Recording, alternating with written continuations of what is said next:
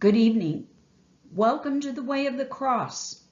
I'm Linda Hopwood, pastor of Ives Chapel United Methodist Church.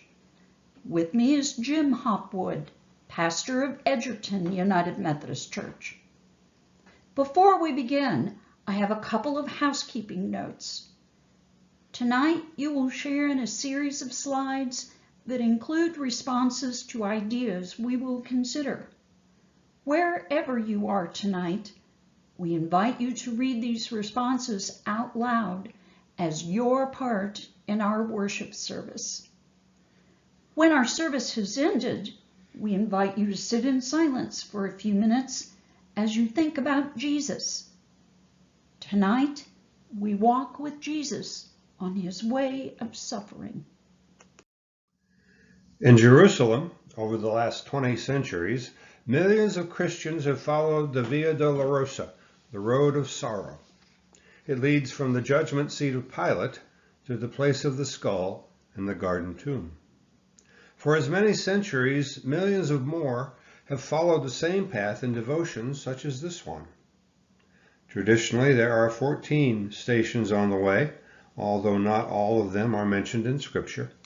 For tonight's service, we've reduced the number of stations to 9. All of them are drawn from Scripture. At each stop of the way, you'll be asked to consider what's happening and how God might be calling you to respond to similar situations in your life. You'll be prompted to respond as written on our slides. The first question is, are you ready to make this journey with Jesus?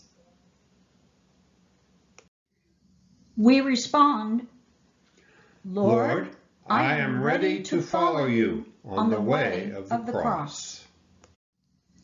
First station, Jesus is condemned to die. Every year at the festival, Pilate used to release a prisoner to the people. So he asked the crowd, "Do you want me to release this man you call King of the Jews?" The chief priests stirred up the crowd to ask for Barabbas, who was an insurgent and a murderer. Pilate asked them, "Then what do you wish me to do with the King of the Jews?" They shouted out, "Crucify him!" He took some water and washed his hands before the crowd and mocked them, saying, "I am innocent of this man's blood." Consider, Pilate cares nothing about justice. He gives the command to execute Jesus with little thought that an innocent man will die. Then he washes his hands of the whole affair, literally, as if the act of washing his hands washes away the stain of blood on his soul.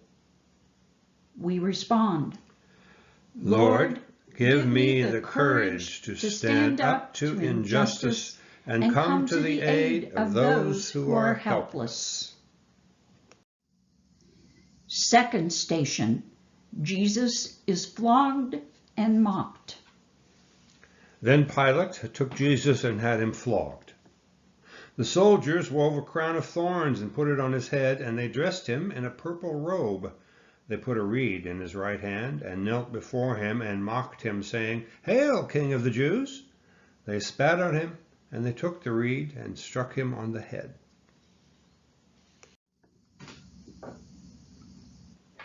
Consider, Jesus identifies with every person made to feel small, with every victim of torture or abuse, with every person wrongly accused. We respond, Lord, forgive me when my words or actions hurt or belittle others. Help me to stand up for those who are scorned and mistreated.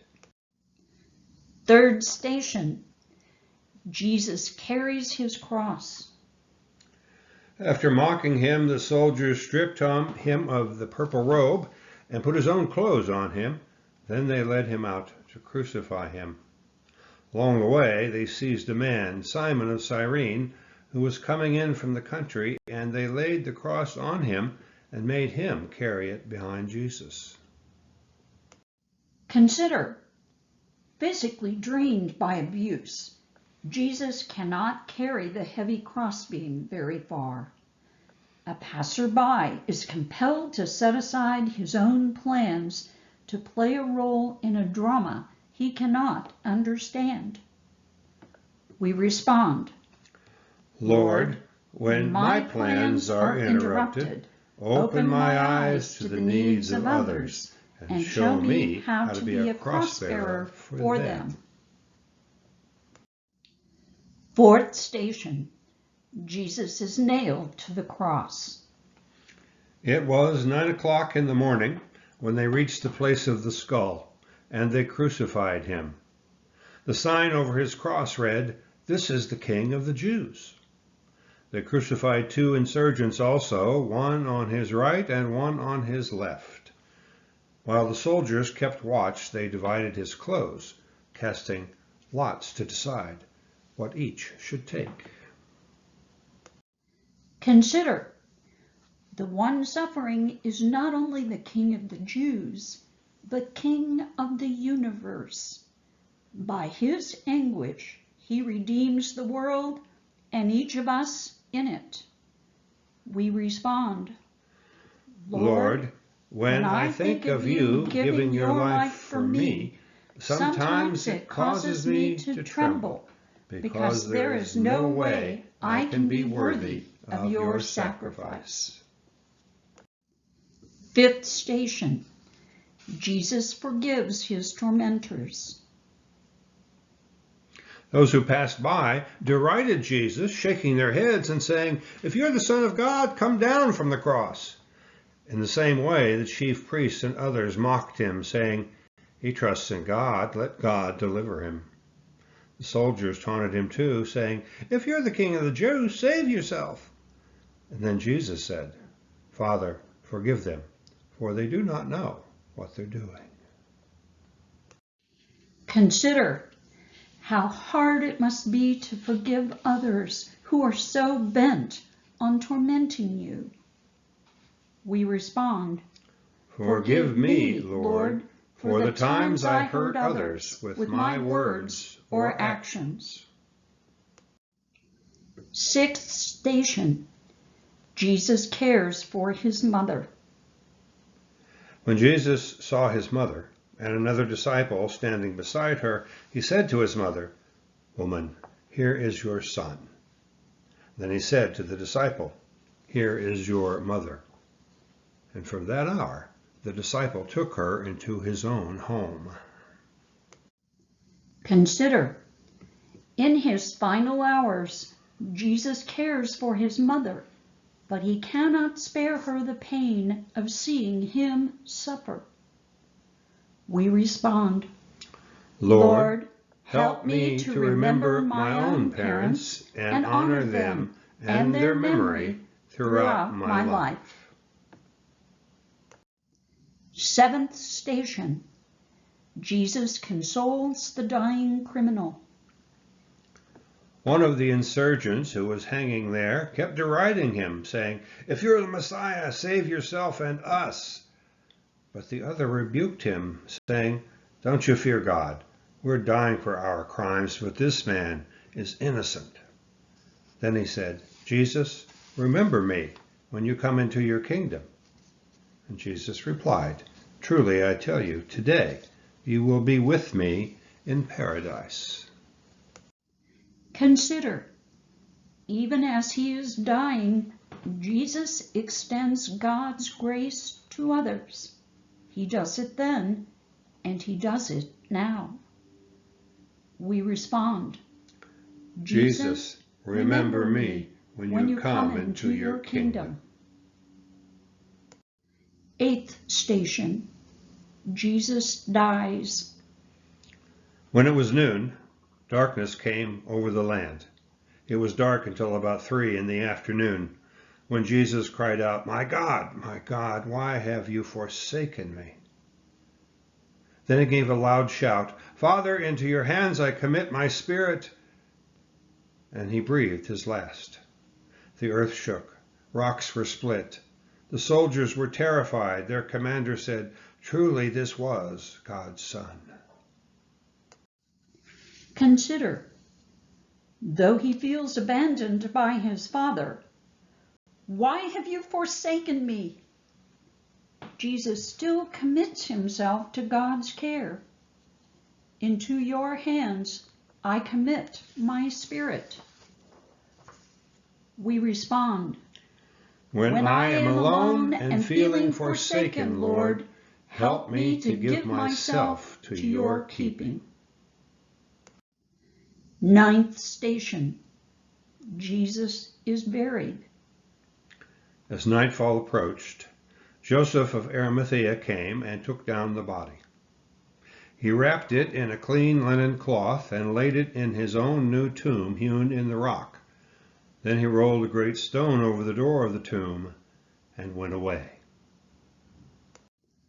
Consider, when evil and death appear victorious, we can be gripped by grief and despair, though we know that God always has the last word.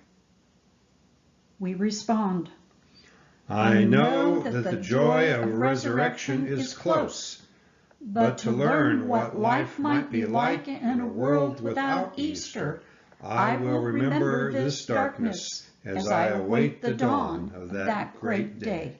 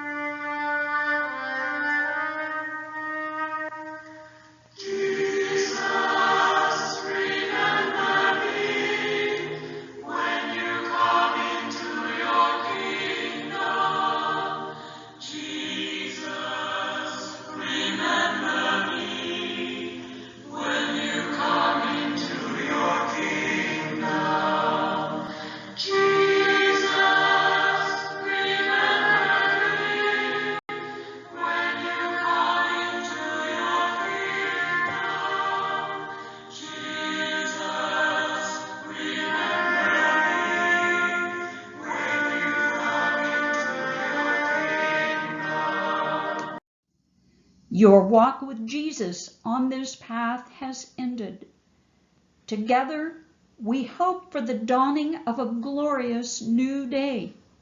We hope for God to bring newness out of endings. But today, there is only ending. Jesus is dead. Go home now and wait. We respond, Lord, have mercy. Christ, have mercy. Amen. Go in peace.